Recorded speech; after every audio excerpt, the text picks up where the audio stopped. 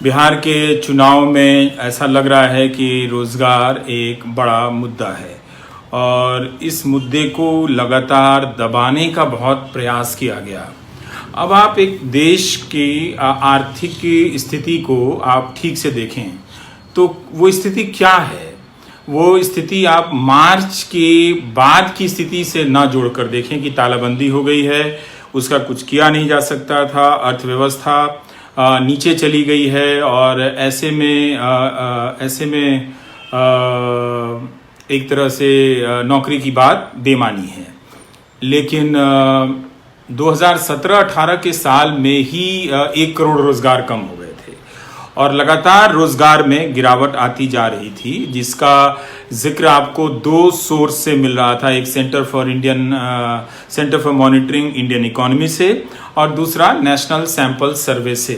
लेकिन national sample survey से जब 2018 में वो रिपोर्ट आने वाली थी, आपको याद होगी ये बात कि जब बेरोजगारी की दर 6 से ज़्यादा हुई तो सोमेश झा ने, जो बिजनेस स्टैंडर्ड के पत्रकार हैं, उन्होंने ये रिपोर्ट छाप दी कि ये रिपोर्ट आने वाली है और 45 साल में लगभग 4-4.5 दशक के बाद भारत में बेरोजगारी इतनी ज़्यादा हुई है। उस रिपोर्ट को दबा दिया गया और बहुत देर में जारी किया गया और फिर कहा गया कि इसके पैमाने बदल दिए गए हैं, इस तरह से देखने की ज़रूरत नहीं है कि 45 साल में सबसे ज़्यादा बेरोजगारी हो गई है। लेकिन आप यूँ देखें कि बेरोजगारी बहुत भयावह होती जा रही थी। इस बहुत सारे संकेत हमें मिल रहे थे कि जब भी सरकार वैकेंसी निकाल रही थी, और किस तरह की वैकेंसी निकाल रही थी, जो 4th ग्रेड की वैकेंसी निकाली जा रही थी तो उसमें इंजीनियर और मैनेजमेंट की पढ़ाई करने वाले लोग अप्लाई कर रहे थे। साथ ही आप याद करें तो 2014 के बाद की खबरों को, तो यूपीएससी की जो सीटों की संख्या में कमी आ रही थी, आईएएस आईपीएस की भी संख्या में कमी आ रही थी, तो बड़े स्तर की परीक्षाएं कम हो रही थी। राज्य लोक सेवा आयोग, जैसे हम बीपीएससी यूपीपीएससी कहते हैं, इनकी नौकरियों की संख्या कम होती जा रही थी और इनकी नियुक्तियों में देरी हो रही थी। दूसरी तरफ प्राइवेट सेक्टर में क्या हो रहा था, ये हमें समझने की जरूरत है। प्राइवेट सेक्टर में 2 चीजें हो रही थी। हमारा मैन्युफैक्चरिंग सेक्टर जो 2014 तक ठीक ठीक चला, पहले कभी बहुत अच्छा नहीं था, और कंस्ट्रक्शन निर्माण क्षेत्र में काफी नौकरियां मिली थी। ये 2 ऐसे क्षेत्र थे जिनमें ऐसे लोगों को ज्यादातर नौकरियां मिली जो ज्यादा कौशल वाले लोग नहीं थे, ज्यादा उनमें हुनर की बहुत कमी थी, इसलिए बहुत कम पगार पर नौकरी पाए। इन्हें हम मिला जुलाकर असंगठित क्षेत्र कहते हैं। खेती से बाहर जितने भी लोग काम करते हैं, आप देखेंगे कि उनमें से ज्यादातर 99% लोग इसी असंगठित क्षेत्र में काम करते हैं। असंगठित क्षेत्र में काम करने वाले ज्यादातर यानी 60% लोग ऐसे हैं जो स्वरोजगार में है। तो आप नारा मत दीजिए, ऐसे ही सारा देश जो है वो स्वरोजगार कर रहा है, वो अपना ही कारोबार कर रहा है, लेकिन उसकी कमाई बहुत कम है। 10,000 रुपए कमाता है महीने का या 15,000 कमाता है। तो आप सारे दुकानदारों को आप अरबपति ना समझ लें, आप अंबानी या अडानी ना समझ लें। तो क्या हुआ, और दूसरी तरफ कंस्ट्रक्शन, जो निर्माण क्षेत्र थे जिसमें बिल्डिंगें बन रही थी, हाईवे बन रहे थे, तो उनमें लोगों को काम मिल रहा था, और काम मिल रहा था मगर तनख्वाह बहुत कम थी। तो काम मिलने के बाद भी भारत में आर्थिक असमानता और बढ़ती चली जा रही थी। जिन्हें नहीं मिल रहा था वो बेरोजगारी और गरीबी को बढ़ा रहे थे, और जिन्हें मिल रहा था वो भारत में आर्थिक असमानता को बढ़ा रहे थे। तो उनमें इतनी आर्थिक शक्ति नहीं थी कि वो उपभोग बढ़ा दें। तालाबंदी से पहले नोटबंदी की एक घटना हुई, तो क्या हुआ, नोटबंदी के बाद उद्योग धंधों की हालत चौपट हो गई, निर्यात हमारा गिर गया, तो उस कम कमाई वाले काम की संख्या कम हो गई, रोजगार कम हो गए, करोड़ों रोजगार कम हो गए और उनका पगार कम हो गया, उनका वेतन बढ़ना बंद हो गया। इस वजह से बेरोजगारी इस देश में बेतहाशा हो गई। आपको यह बात समझने की जरूरत है कि बेरोजगारी आज बेतहाशा नहीं हुई है। बेरोजगारी जो है किसी न किसी रूप में 2014 के साल से बढ़ती चली जा रही थी, और सरकार लगातार इसकी तरफ ध्यान नहीं दे रही थी। आप इसे अहंकार कह सकते हैं या आत्मविश्वास की नौजवान भूखा मर जाएगा, लेकिन वोट देगा तो जाति पर देगा, वोट देगा तो व्हाट्सएप यूनिवर्सिटी की अफवाहों पर देगा, या वोट देगा तो धर्म के नाम पर देगा या सांप्रदायिक बातों पर देगा।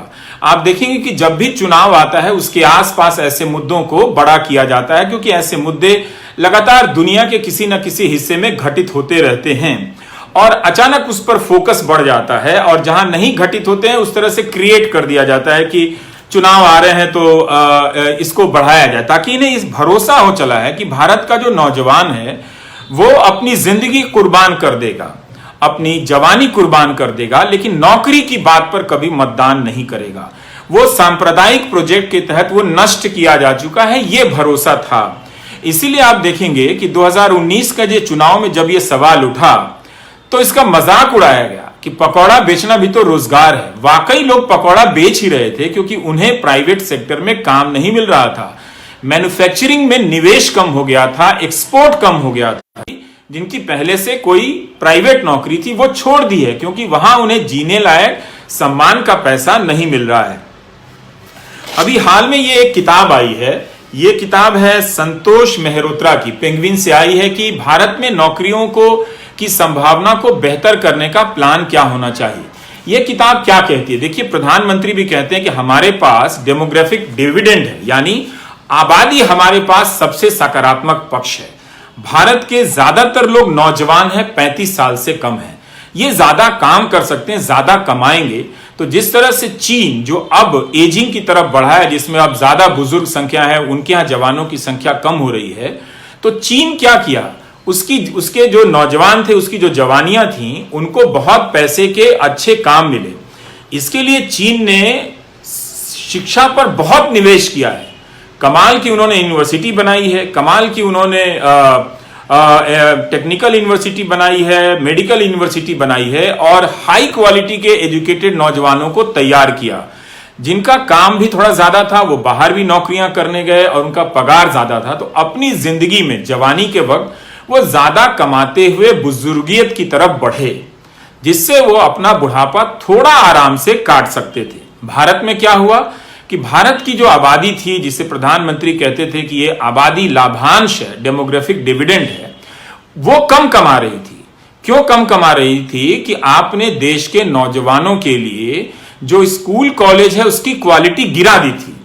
बिहार सिर्फ इसका उदाहरण नहीं है, उत्तर प्रदेश भी है, आप देखें राजस्थान भी है, गुजरात जहां पर खुद प्रधानमंत्री का लंबा शासनकाल रहा है, एक ढंग की यूनिवर्सिटी जिलों में आप नहीं बता सकते हैं जो हाई क्वालिटी एजुकेशन देती हो, जो आप नौजवानों को बेहतर तरीके से आज की दुनिया के काम के हिसाब से तैयार करती हो। तो आपके साथ क्या धोखा हो रहा था? एक तरफ यूनिवर्सिटी का स्टैंडर्ड यानी उसका स्तर गिरा दिया जा रहा था, आप खराब क्वालिटी के नौजवान बनकर निकल रहे थे, और जब आप बाजार में जा रहे थे तो आपको कम वेतन दिया जा रहा था, यह एहसास करा के कि आप तो लायक है नहीं।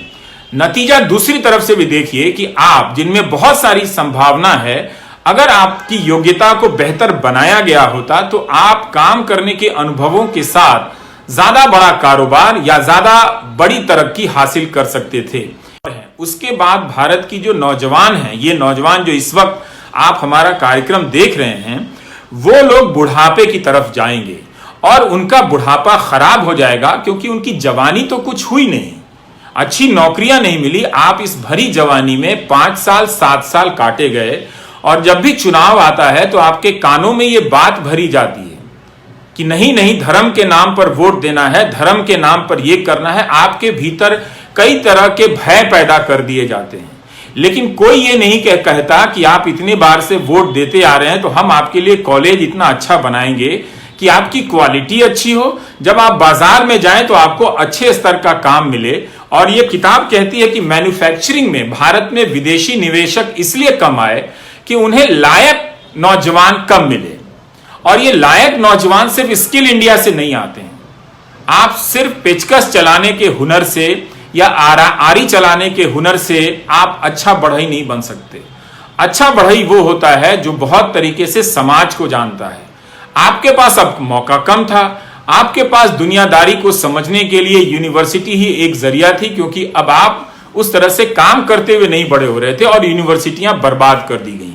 तो इसलिए आप बेरोजगार बनाए गए दो तरह से, कि आप लायक नहीं बनाए गए तो आपको काम नहीं मिला, और जिनको काम मिला उनको इतना कम मिला कि वो सिर्फ जी सकते थे, सिर्फ जी सकते थे।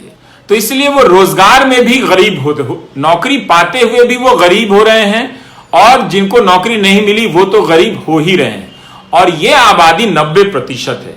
यहां से आप देखेंगे तो भारत में बेरोजगार नौजवानों की भीड़ बहुत ज्यादा है। इस भीड़ में दो तरह के लोग हैं, जिन्हें नौकरी नहीं मिली है और जिन्हें मिली है उनका पगार, उनका वेतन बहुत कम है। और इन दोनों सवालों को पिछले 6 साल में किनारे लगाया गया इस आत्मविश्वास के साथ कि भारत का युवा कुछ भी हो जाएगा, सांप्रदायिक और जातिवादी बातों के से अलग नहीं होगा। यह कमाल का आत्मविश्वास था, जो एक तरह से बिहार में भी कई लोग कह रहे हैं कि सही साबित हो सकता है कि नौजवान जानता है कि वो बेरोजगार है, जानता है कि वो नौकरी नहीं मिल रही है, लेकिन कभी पाकिस्तान, कभी धर्म, कभी संप्रदाय का चेहरा दिखाकर वो इनके बहकावे में आ रहा है। अगर प्रधानमंत्री 2019 में कहते कि हाँ ये एक बड़ी समस्या है और हम इस पर गंभीरता से आगे तक बढ़ रहे हैं, तो बात में भी इस बात समझ में आती। लेकिन उन्होंने इस समस्या को स्वीकार नहीं किया, उसे माना नहीं कि नौजवान इस तरह से तकलीफ में है, बल्कि मजाक उड़ा दिया कि पकौड़ा बेचना भी तो रोजगार है। और एक तरह से वो सही साबित हुए, क्योंकि नौजवानों ने कहा कि पकौड़े की बात छोड़िए, पेट बाद में देखेंगे, देश पहले देखेंगे। लेकिन कब तक आप पेट के सवाल को दरकिनार करते रहेंगे? कब तक आप रोजगार के सवाल से भागते रहेंगे? ये सवाल जो है, आप इसे विपक्ष या सत्ता पक्ष की नजर से मत देखिए। आप सबकी पीढ़ियां बर्बाद हो रही हैं, बिना नौकरी और बिना अच्छी सैलरी की नौकरी के आप लोग तबाह हो रहे हैं। जब आप 40 साल 45 साल की उम्र में प्रवेश करेंगे तो आपके पास सामाजिक सुरक्षा नहीं होगी। क्या आपको पता है कि भारत में 10% लोगों के पास भी बीमा नहीं है? अस्पताल के अस्पताल खत्म कर दिए गए। देखिए कितना अहंकार है। जब कोविड महामारी आई तो कहा गया कि हां जरूर अर्थव्यवस्था चौपट हो रही है, लेकिन इसमें रोजगार के जो नए क्षेत्र हैं उनमें से एक नया क्षेत्र स्वास्थ्य है। वो कैसे? कि जो स्वास्थ्य सुविधाएं हैं उनको बेहतर करने की जरूरत है। अस्पताल बनाइए, नर्सिंग स्टाफ रखिए, फार्मा के स्टाफ रखिए और 10 तरह के कर्मचारी रखिए, एम्बुलेंस के परमानेंट स्टाफ रखिए और उन्हें एक तरह से अच्छी नौकरी दीजिए ताकि वो खर्च कर सकें। और जब आप खर्च करेंगे, कुछ खरीदेंगे, तो अर्थव्यवस्था में गति आएगी। लेकिन चूंकि इतना विश्वास हो गया है आईटी सेल, गोदी मीडिया के प्रोपेगेंडा में, शायद वो विश्वास सही भी हो कि नौजवान कुछ भी हो जाए इस सांप्रदायिकता से पीछे नहीं हटने वाला है। मुझे कई जगह से रिपोर्ट मिलती है कि इतना जुनून हो गया है उनमें इस चीज को लेकर कि वो कोई और चीज नहीं देखना चाहते हैं। ये बात सही हो सकती है, लेकिन जो व्यापक नुकसान हो रहा है उसे आपको समझना है।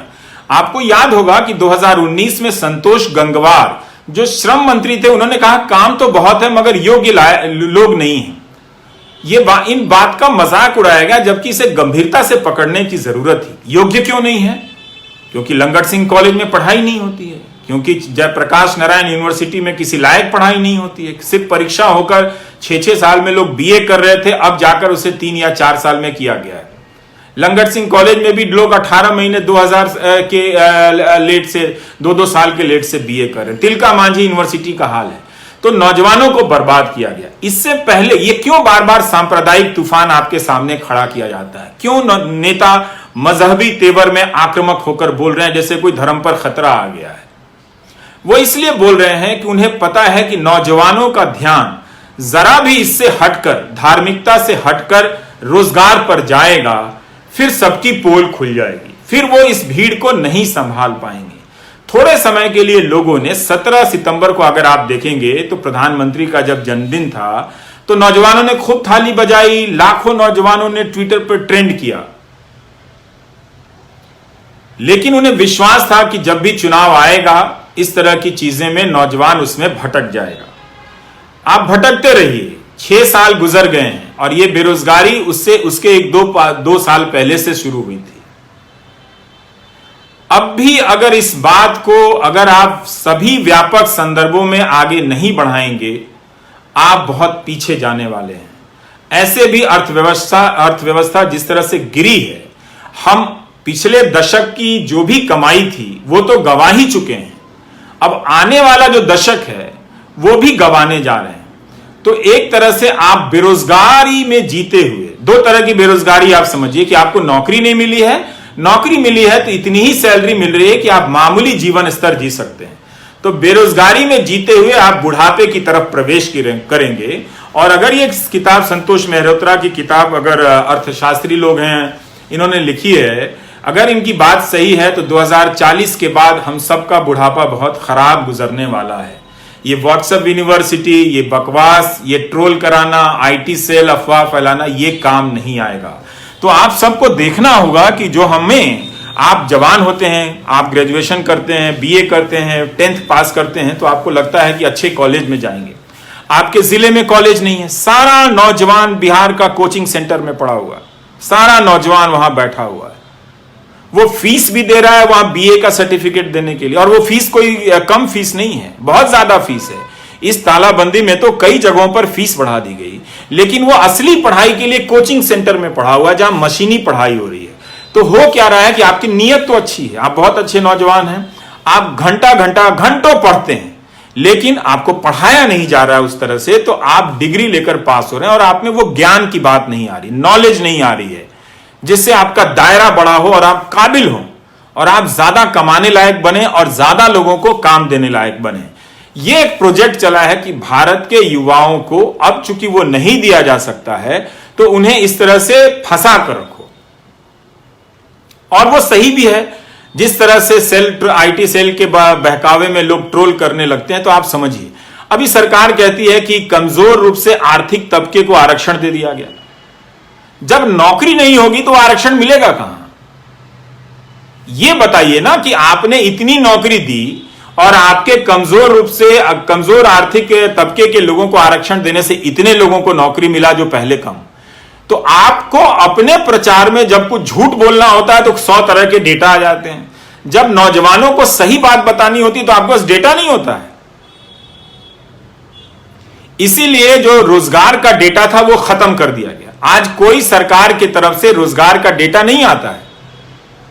जो नेशनल सैंपल सर्वे से आने वाला था वो डेटा नहीं आया, वो आया भी तो कई महीनों के देरी से आया और उसको इस तरह से गड़मड़ कर दिया गया कि वो बात ही उस पर चर्चा नहीं हुई। अब जो डेटा आता है वो सीएमआई से आता है और उसके डेटा के हिसाब से तो बेरोजगारी दर बहुत ज्यादा है। इस किताब के हिसाब से तो 2018 में ही 17-18 में ही बेरोजगारी दर 17% है। अब आप अपने आसपास के नौजवानों को गर्दन मोड़कर देखिए, इधर उधर ताक कर देखिए तो पता चलेगा कि कितने लोग बेरोजगार हैं। हमें इस तरह की स्थिति में क्यों लाया गया, यह आपको तय करना है।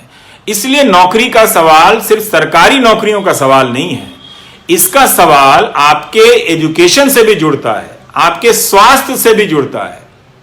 जब बीमा नहीं होगा और 90% लोग कम वेतन पर काम करेंगे, क्या आपको पता है तो उनकी क्या हालत होगी? एक इलाज में वो वापस गरीब बन जाते हैं। क्या आपको यह बात नहीं समझ में आती है? आज सरकारों का जो बजट है वो 2-2 लाख करोड़ का है। नीतीश कुमार कहते हैं 2 लाख करोड़ का हो गया। नीतीश कुमार बताए तो कि किस वजह से 2 लाख करोड़ का हुआ। इंडस्ट्री तो आई नहीं। वो तो खुद कहते हैं कि इंडस्ट्री नहीं आई तो 2 लाख करोड़ का बजट कैसे हुआ, वो नहीं बताते हैं। केंद्र से ज्यादा हिस्सा मिलता है। उस 2 लाख करोड़ में से स्वास्थ्य पे और शिक्षा पर ये लोग खर्च नहीं करते हैं। नतीजा क्या होता है कि आप बेरोजगार होते हैं और आप लायक बनकर नहीं निकलते हैं। आप गफलत में रहते हैं कि आप बीए पढ़ रहे हैं। अगर आपको, हम सब उसी सिस्टम से आए हुए लोग हैं। 2-4 अच्छे शिक्षक मिले, उन्होंने मेरी जिंदगी बदल दी। अगर आप सबको, मेरा तो गणित भी कमजोर है और अंग्रेजी भी कमजोर है, मगर आप में से बहुत लोगों का गणित अच्छा है, अंग्रेजी भी ठीक ही होगी, लेकिन चूंकि अच्छे शिक्षक नहीं मिले, अच्छा कॉलेज नहीं मिला, तो आपका 10-10 घंटा पढ़ना बेकार हो गया। और अब तो उस पढ़ाई की जगह व्हाट्सएप यूनिवर्सिटी की पढ़ाई हो रही है। इसलिए आपकी जिंदगी के साथ जो धोखा हो रहा है वो समझिए। नौकरी के मसले को ज्यादा व्यापक तरीके से देखिए कि कोई सरकार स्वास्थ्य जिससे आपका परिवार गरीब ना हो, और शिक्षा पर, उच्च शिक्षा पर क्या निवेश कर रही है, किस तरह का निवेश कर रही है। आजकल अस्पताल बनाने का ऐलान हो जाता है, बिल्डिंगें बन जाती हैं लेकिन विभाग चालू नहीं होते, क्योंकि वो दिख जाता है कि यहां पर अस्पताल बना है। आप इतने साल से सब्र करते आ रहे हैं, तो 10 साल बाद एक बिल्डिंग देखकर और 10 साल सब्र कर लेते हैं। तब तक उस 20 साल में आप या आपके परिवार के कितने लोग मामूली बीमारी के कारण गरीब हो जाते हैं। नौजवानों से पूछा जाना चाहिए कि जब आप कॉलेज में पहुंच रहे थे, राजनीति में सक्रिय हो रहे थे, साफा बांधकर घूम रहे थे, तब क्या आपने नहीं देखा कि बिहार के 18 जिलों में आईसीयू नहीं है, सहरसा सुपौल में आईसीयू नहीं है, नालंदा जिला में बिस्तर अस्पताल के खरीदे गए हैं, करोड़ों रुपए के, लाखों रुपए के आईसीयू खरीदे गए हैं, वो चालू नहीं है। और उसका नतीजा क्या हो रहा है, सारी एम्बुलेंस पटना की तरफ भाग रही हैं और मरीज लूटे जा रहे हैं। तो अर्थव्यवस्था चौपट हुई है।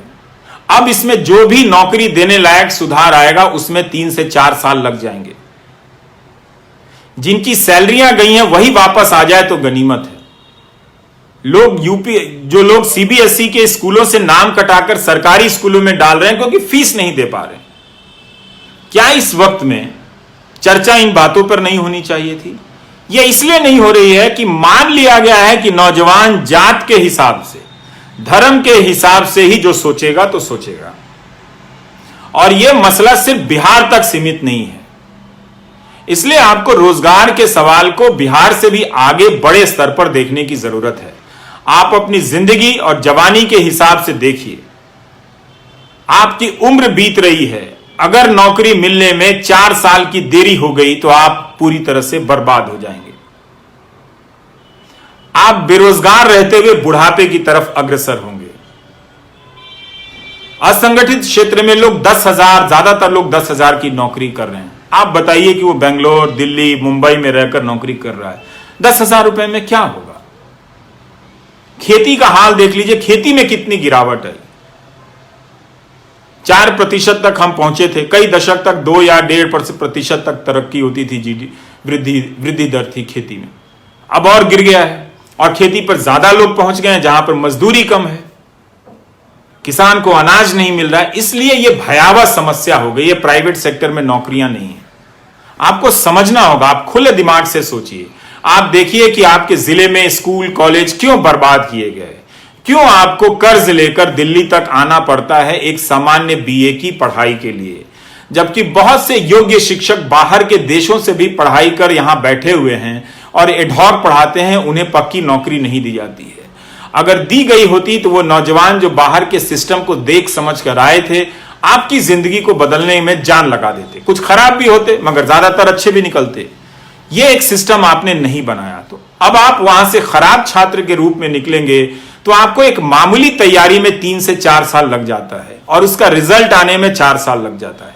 अब बताइए, पीयूष गोयल ने 2017 में कहा था कि रेलवे 1 साल में 10 लाख नौकरियां दे सकती उसके इकोसिस्टम में, और हिसाब बताया था कि सिर्फ 30,000 करोड़ रुपया का प्रोजेक्ट तो होता ही है, 1 लाख करोड़ का, उसका 30,000 करोड़ जो उसका सैलरी खर्च है, तो अगर 3 लाख रुपए सालाना खर्च होंगे तो जो भी महीने के हिसाब से बनता है उसके हिसाब से होगा।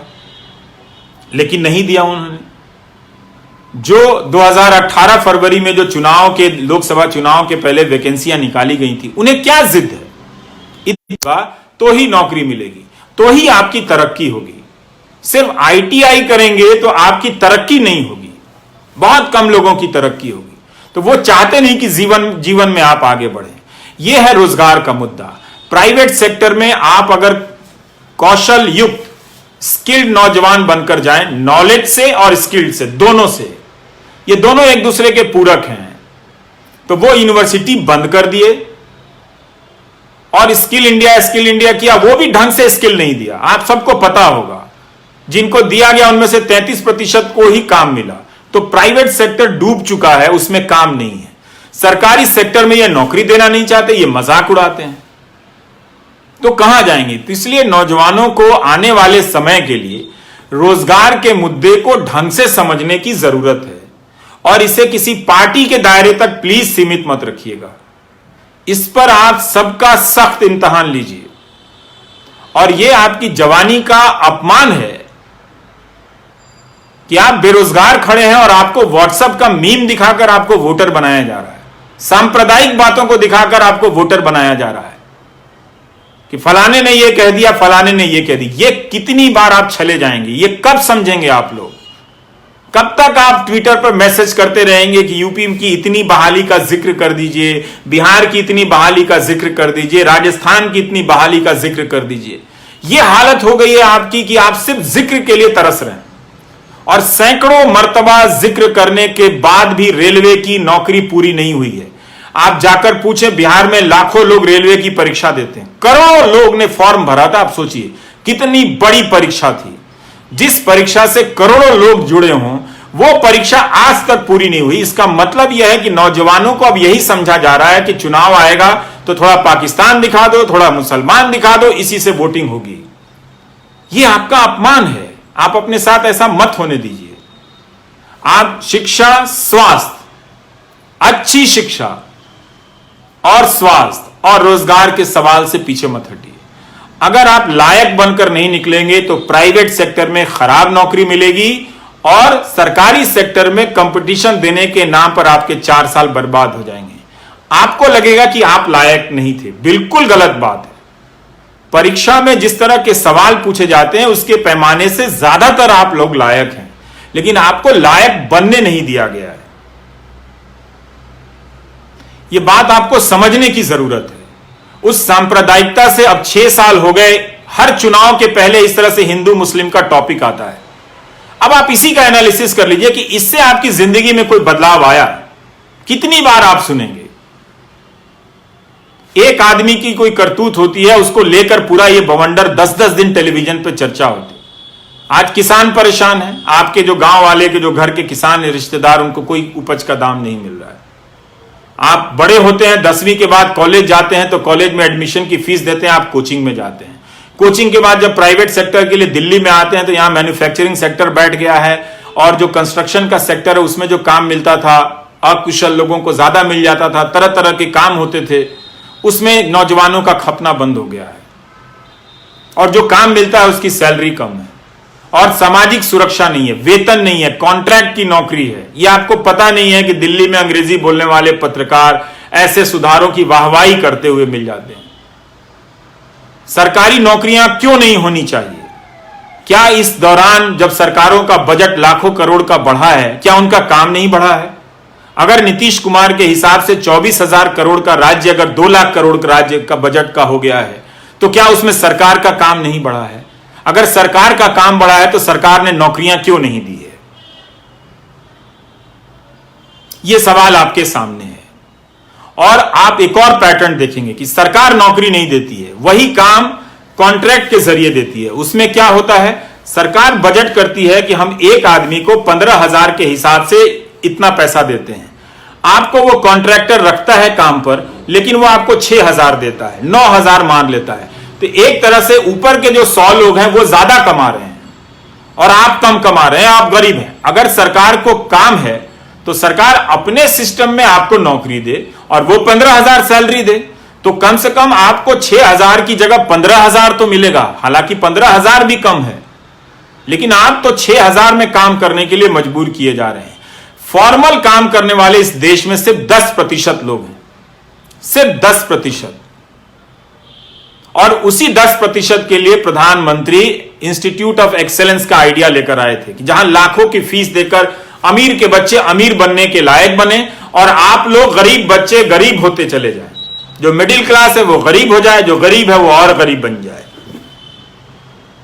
तो थोड़ी समझ साफ रखने की बहुत जरूरत है। जब भी रोजगार का मुद्दा आए, इसे व्यापक बनाने का प्रयास कीजिए, इसे बहस के केंद्र में लाइए और इसे चारों चीजों से जोड़िए। हेल्थ से, एजुकेशन से, आपकी क्वालिटी से, आपके एम्प्लॉयमेंट से और आपके सोशल सिक्योरिटी से। एक एमएलए बनता है, वो फिर एमएलसी बनता है, फिर राज्यसभा का सदस्य बनता है और फिर वो जब वो लोकसभा का सदस्य बनता है तो 4 पेंशन लेता है।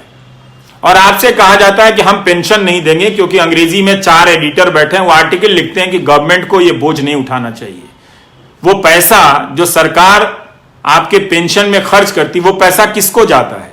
5 बड़े उद्योगपतियों को जाता है जब उनका धंधा चौपट हो जाता है।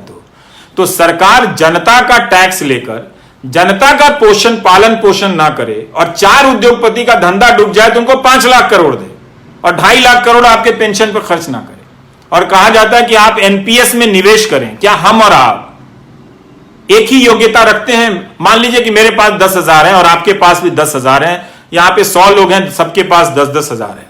क्या सभी लोग बराबर क्षमता रखते हैं शेयर बाजार में निवेश कर अपने निवेश को बढ़ाने की? उनमें वो क्षमता है, दृष्टि है? मुझ में तो नहीं है, बहुत सारे लोगों में नहीं होगी। क्या उनको छोड़ा जा सकता है? इसलिए आपकी मेहनत की कमाई टूटती जा रही है और यह प्रक्रिया चली आ रही है लंबे समय से।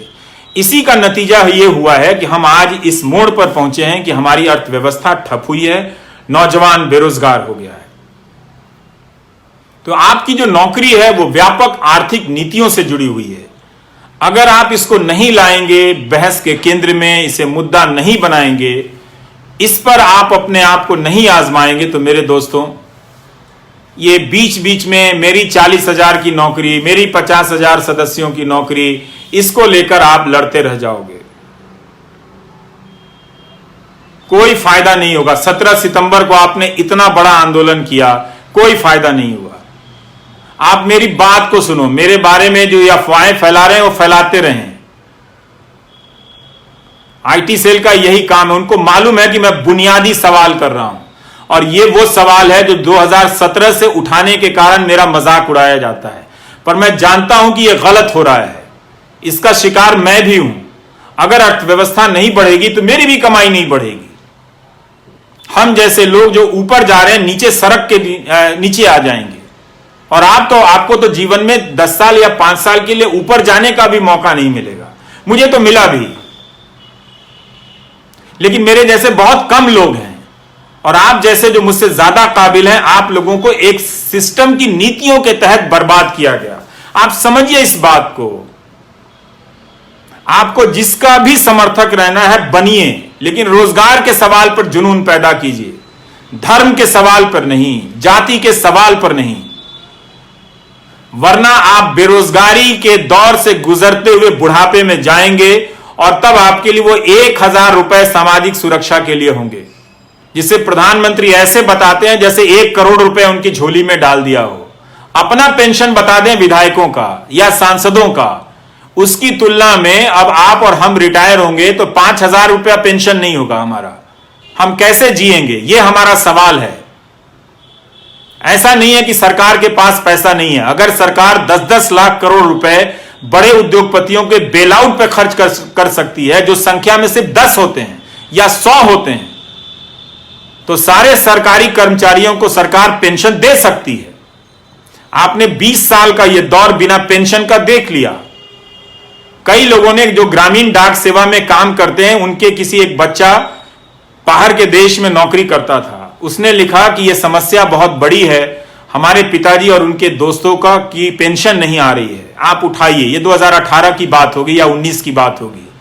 तो मैं इस विभाग को नहीं जानता था, तो उस लड़के ने कहा कि मैं न्यूजीलैंड या कहीं हूं तो मैं कमाकर अपने पिता को भेज देता हूं, पर उन्हें बहुत शर्मिंदगी होती है कि सरकारी नौकरी में 40 साल रहने के बाद भी बुनियादी जरूरतों के लिए बेटे पर निर्भर हैं। अच्छी बात है कि उनका बेटा भेज देता है, पर बहुतों के घर में ऐसी परिस्थितियां नहीं होंगी। उन्होंने बताया कि उनके पिता के कई दोस्त गरीबी में मर गए, इलाज की कमी के कारण मर गए। ये कब तक आप गोदी मीडिया का न्यूज चैनल और आईटी सेल देख देख कर ये तमाशा करेंगे? कब तक होने देंगे? इससे आपको क्या मिला? यह आपको समझने की जरूरत है। इसीलिए मुझे लगा कि मुझे नौकरी पर चर्चा करनी चाहिए। मैं क्यों पढ़ रहा हूं एक अर्थशास्त्र, ये मेरे काम का हिस्सा नहीं है।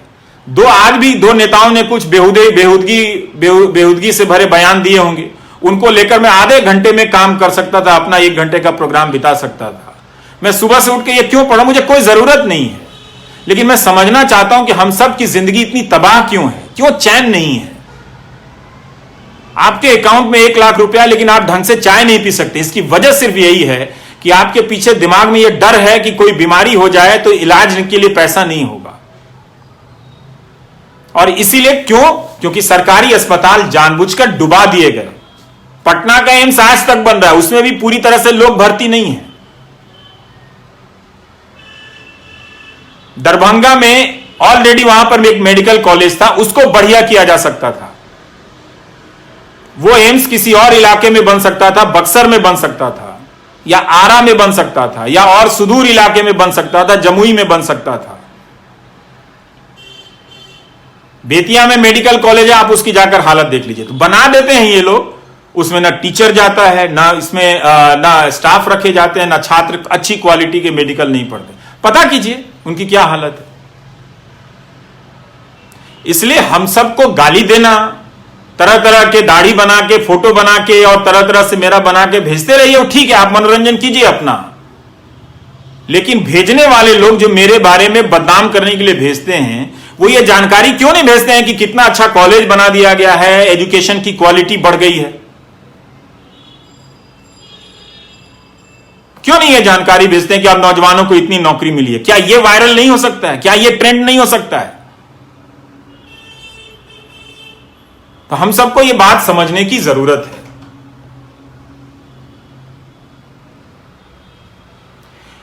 इसलिए नौकरी के सवाल को आप व्यापकता में देखिए। सरकार के खजाने में बहुत पैसा है, ये पैसा बचता है तो उद्योगपतियों के बेलआउट पर खर्च होता है। और आजकल एक नया तरीका अपना लिया है कि वो जानते हैं कि जनता गरीब हो गई है, इसलिए एक हिस्से को 500 रुपया दे दो, एक हिस्से को 2000 दे दो और एक हिस्से को गैस दे दो। देना चाहिए। अगर आप यही सोचते हैं, मैं तो कहता हूं कि सबको आप 10-10 हजार रुपया दीजिए, वो आप नहीं देते हैं तो लोगों में कहते हाँ हमको कुछ मिला, उसको कुछ मिला, कुछ मिल रहा है ना। पर आप ये नहीं समझ रहे कि उस कुछ देने के बदले आपका सब कुछ ले लिया गया है। 20,000 रुपए कमाते थे आप तालाबंदी में, आप 5 रुपया भी नहीं कमाते और 500 रुपए देकर कहा जा रहा है आप कुछ तो दिया गया है। यह ऐलान किया जा रहा है कि छठ तक अनाज देंगे। फिर क्या होगा? क्या छठ के बाद देश की अर्थव्यवस्था अच्छी हो जाएगी? लोगों को काम मिल जाएंगे? फिर लोग क्या खाएंगे छठ के बाद? सोचिए इन बातों को, इन बातों पर बहस कीजिए, इस पे प्लस पॉइंट ले आइए, सरकार के पक्ष में ही ले आइए, इस पे माइनस पॉइंट ले आइए। लेकिन जब भी यह बात आता है आप वो धर्म लेकर चले आते हैं, क्योंकि आईटी सेल और 4 न्यूज चैनल वाले प्रोपेगेंडा करने लगते हैं। और आप सब नौकरी से पहले अपने अपने जिले के कॉलेजों में जाना शुरू कीजिए। देखिए कि उस इमारत को बनाने में करोड़ों रुपए खर्च हुए तो उसमें मास्टर परमानेंट क्यों नहीं है तो वो ढंग की पढ़ाई क्यों नहीं कर रहा है। स्कूल की शिक्षा बेहतर हो सकती थी। 90 के दशक के बाद से थोड़ा स्कूलों में निवेश हुआ, टीचर रखे गए, लेकिन फिर क्या हुआ? सरकार का काम बढ़ गया। तो आप देखेंगे कि सरकार के 20 काम टीचर करते हैं। इसका मतलब 20 काम की जगह थी, उसके लिए नौजवान रखे जा सकते थे, वो ना रख के टीचर से कराते रहो काम। कभी वो सर्वे कर रहा है हमारा टीचर, कभी इलेक्शन करा रहा है, पढ़ा नहीं रहा है। दिन भर वो डीएम के यहां मीटिंग में बैठा हुआ है कि अब टीका की मीटिंग में चलना है, अब इसकी मीटिंग में चलना, अब इसकी मीटिंग में चलना है, पढ़ा नहीं रहा है। तो सरकार का काम बढ़ा है, सरकार ये बता दे कि उसका काम कम हो गया है। उसका और काम क्या है? लोगों की सामाजिक सुरक्षा देने के अलावा। बिना अस्पताल के कोई बीमा काम करता है क्या? इसलिए आप अच्छी शिक्षा मांगिए, हमको चाहिए।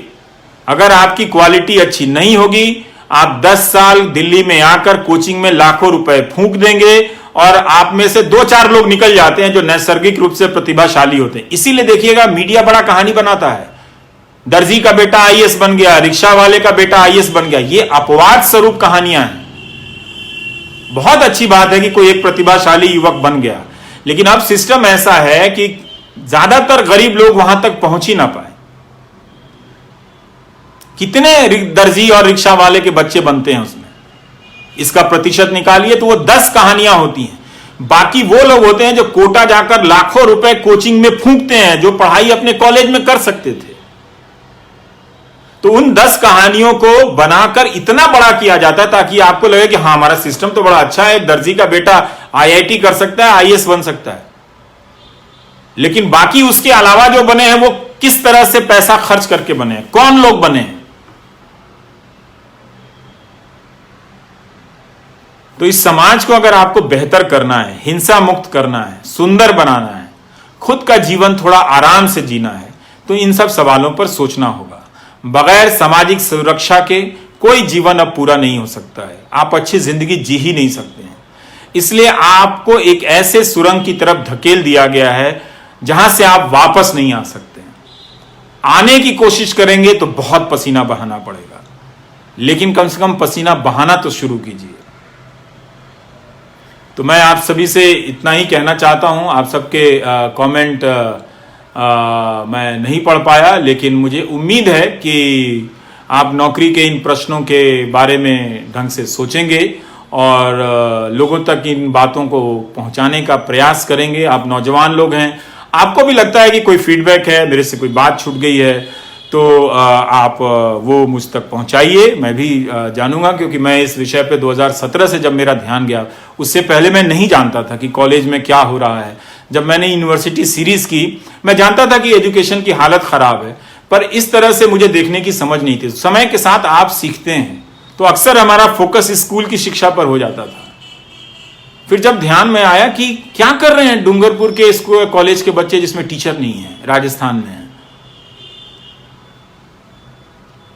लंगट सिंह कॉलेज में टीचर नहीं है, राजेंद्र कॉलेज छपरा में टीचर नहीं है, बेगूसराय में महिलाओं का कॉलेज है जहां पर 10-12 हजार लड़कियां पढ़ती हैं, वहां 19 टीचर हैं। तो वो लड़कियां तो गई, 3 साल उन्होंने इंतजार किया अपनी जिंदगी का कि परीक्षा हो जाए, कोचिंग कर लें, गाइड बुक पढ़ लें। गाइड बुक से पढ़कर आप काबिल युवा नहीं बन सकते हैं।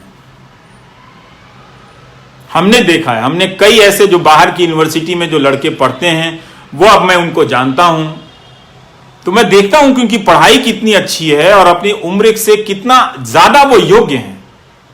उनके सामने हम लोग बच्चे लगते हैं, स्कूल के बच्चे लगते हैं।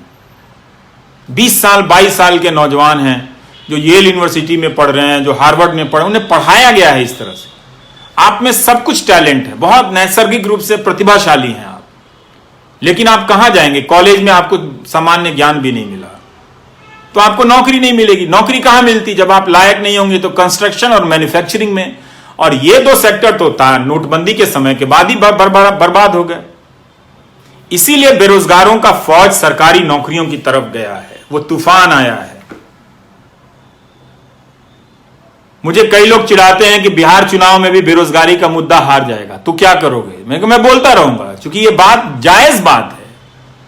मैंने 2017 में जब बोलना शुरू किया था, मुझे पता भी नहीं था कि 2020 में यह मुद्दा होने वाला है बिहार के चुनाव में। ना हो, हार जाए यह मुद्दा, मुझे उससे क्या फर्क पड़ता है? फर्क आपको पड़ना है।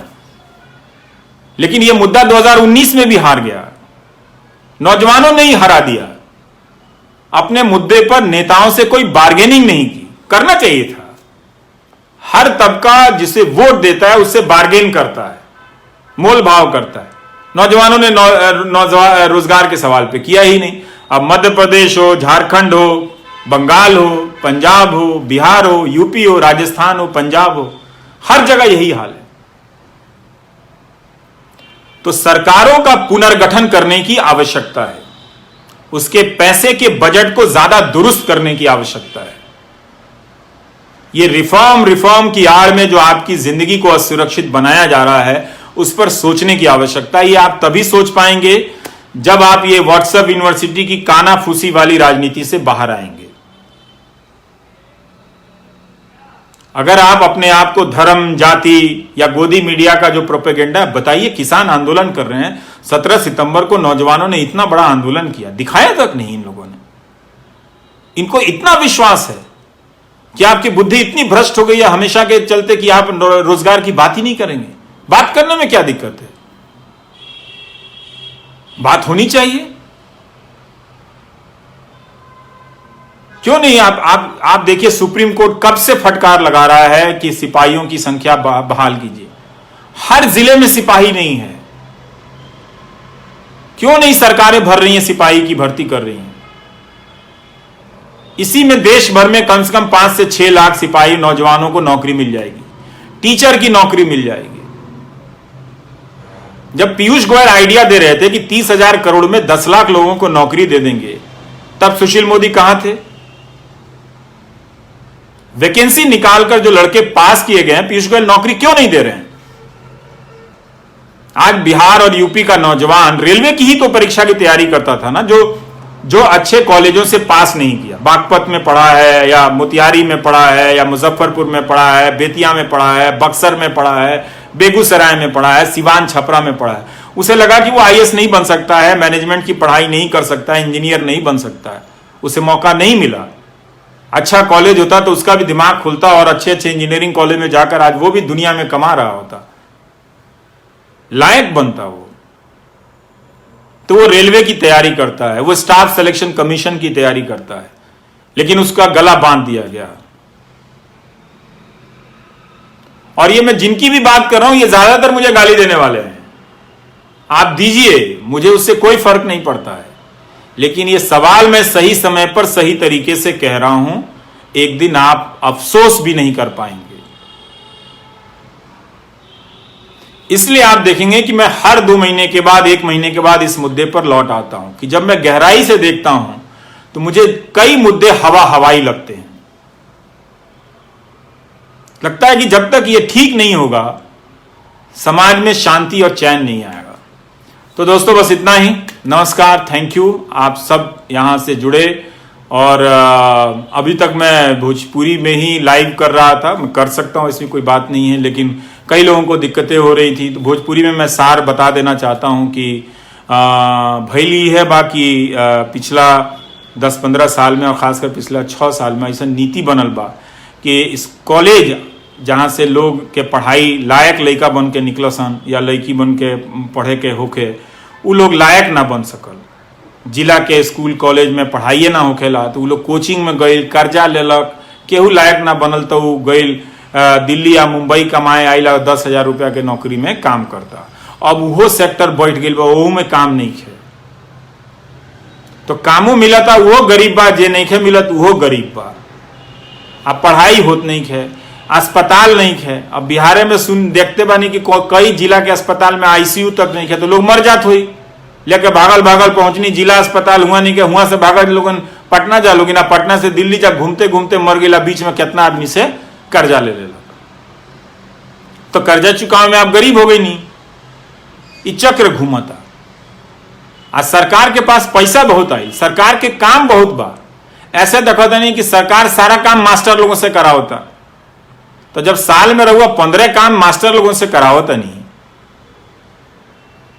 तो 15 काम के आदमी रखी, आ मास्टर से कहीं कि रहुआ लोग इनके रखल बा पढ़ावे के, तब पढ़ाई, हम रिजल्ट देखा नहीं, काहे ये जगह के रिजल्ट खराब बा भाई। अब बात रिजल्ट के नहीं है, क्वालिटी बढ़ावे के बा, क्वालिटी बढ़ाए रहुआ तबे न जाके लड़का इंजीनियरिंग बनी या नया नया नौकरी आवता, नया नया धंधा बनाता, तो में ओकर दिमाग लगी।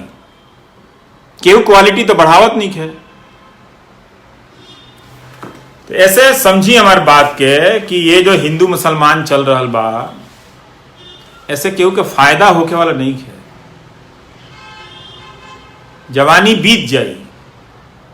अब बेरोजगारी, 2 तरह के बेरोजगारी हो गई बा। एक तो एकरा के एक आदमी के लगे काम नहीं किया, दूसरा के लगे जरा काम बा वो 10,000 रुपया मिलता, ओकरा कोनो पेंशन नहीं है, ओकरा कोनो बीमा नहीं है। 10% लोगों के पास बीमा बा है भारत में, जान जाई। जिनका अस्पताल के चक्कर पड़ा था वो गरीब हो जाता रहे, और जिनका पास कुछ ढेबुआ बढ़ बा वो डर के मारे डराई रहता रहे, 5 रुपया के कॉफियों ने खन पियत, ऐसे कि कभी कुछ इमरजेंसी हो जाए तो कहां से खर्चा आई। तो सारा आदमी डरे डरे में जियता, अजीब रूप से आर्थिक डर समाई हुआ। बताई ना, अगर नीमन अस्पताल बनल रही सरकारी तो जैती हमनी के इलाज करा के थी सन, बीमा के का जरूरत रहा में, काहे खातिर बीमा।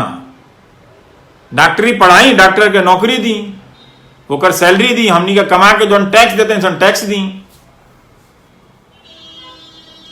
तो सरकार के काम बढ़ल, सरकार के आमदनी बढ़ल, लेकिन सरकार रोजगार ना दिला। अब मजाक उड़ावता लोग ये मुद्दा के, मजाक उड़ाई लोग, डांट तो रोगे दे, हमारा डांट ना लगी, हमनियों के डांट लगते बा। जब आस पास के लोग गरीब हुई तो मान ली रोगे लगे 100 रुपया बा, तो क्यों मांगबे नु करी, रिश्तेदार ना देम, देवे के पड़ेला। तो सबके ये लोग आर्थिक शक्ति गिरा दिले बा। ऐसे लोग में बुद्धि आ जाई, हमरा के लेके काहे ला लोग खिसियाई बोलो, क्योंकि हम जायज बात कहते नहीं। ऐसे लोग धर्म के बहाने, आईटी सेल के बहाने दिन भर लोग रवीश कुमार में बिजी बालो, हम ही देश चलाओ तनी। हम तो भाई जायज बात कहनी है। लड़का के लड़का, लड़की लोग, लड़की लोगों के देखी ना कितना ही लोग मेहनत से पढ़ ले बालो। लड़की लोग यही ना सोच के पढ़लक लोग कि हम हमनी के जिंदगी बनाए, लेकिन केहू खाती नौकरी नहीं है। आज जो डेटा आवा तो हमें पता बा कि औरतों, जो पहले औरतों के काम मिलल हिंदुस्तान में तनी तरक्की बढ़ल कुछ साल, अब करोड़ों औरतों के काम नहीं है मिलल। तो सोची लड़की लोग के साथ कितना धोखा भइल, सारा तरक्की वो लोग के पीछे रह गई। तो बात हमार बुझी, हमरा के गरियावत रही जितना गरियावे के बाद, लेकिन बात नौकरी पर जन करत नहीं उस तनी ढंग से सुनी। आई बात कोनो हंसी मजाक वाला ना कि हम हाई दांत चियार के रहुआ खातिर मनोरंजन खातिर करें ना, दिन भर यही खातिर यही मेरे लागल रहते नहीं, कोनो काम और हमरा आवेला ना, दिन भर यही रिसर्च में लागल बने। हम देखत नहीं लड़का लोग कितना बर्बाद हो गई बा। घुमाओ तरह सन नेता सन खाली व्हाट्सएप पे भेज दे तरह सन, हमार फोटो तरह तरह का बना के बौरा जाता लोग, वही में बौरात रही। लेकिन एगो बात कहत नहीं, 10 साल बाद जब मुड़ के रहुआ लोग देखे नु तो खाली हम ही नजर आए कि ये एगो आदमी रहे जो नौकरी के बात करत रहे, आई सब केहू के नौकरी के बात करत रहे, आई सब केहू के अच्छा पढ़ाई के बात करत रहे, सब केहू के हेल्थ के बात करत रहे। एमपी लोग पेंशन लेता, रहुआ लोग इनके पेंशन नहीं है, काहे भाई? ओकरो पेंशन बंद हो आज से, वो काहे पेंशन लेता?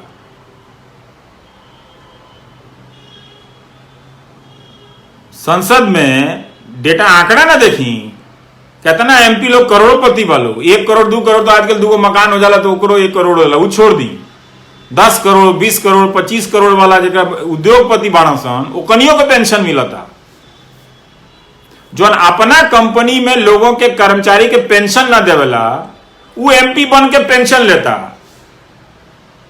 यह बात कहता नहीं तो लोग गरियावता हमरा के, लेकिन हम तो कहल छोड़नी ना, 6 बरिस से कहत न बनी, हमरे बात सारा सही हुई। हम कहत रहनी कि बेरोजगारी बढ़ जाए, तो देख ली रहा लोग, समाज में ढेबुआ ना रही, पैसा ना रही, तो यही 3-5 लोगों से दुआरी पे बैठा रह पड़ेगी, कहीं उनका यहाँ से 5 रुपया ले ली, कहीं उनके यहाँ से 5 रुपया ले ली, तो कबले जीवन चलिए ऐसे? ये आत्मनिर्भर भारत हो, जकरा नौजवान के पास नौकरी नहीं है, जकरा नौजवान के पास अच्छा स्कूल कॉलेज नहीं है, ये आत्मनिर्भर भारत बन जाई ठेकुआ खाजा बेचला से? हमरे से लबरई बतियाओ तनी जी। अनारसा बेलग्रामी बेच के लोग बिहार का अर्थव्यवस्था आत्मनिर्भर हो जाए का? मखाना बेच के लोग खात नहीं के मखाना, जाई ना सारा मॉल में अमेरिका तक मखाने मखाने रखल बा, तो मिथिला के लोग अरबपति हो गई। बिकात नहीं क्या, कहां से जाता मखाना? यहीं से जाता। तो ऐसे ही सारा बात के रहे लोग इन समझी, हमारा बुझाइला कि नौकरी के इशू के लोग मजाक उड़ावता, तो इन्हीं बोलेला, तो बात समझ गई नहीं है। तो अब हम रखा तनी। जय हिंद, जय भारत, चली विदा लेता नहीं।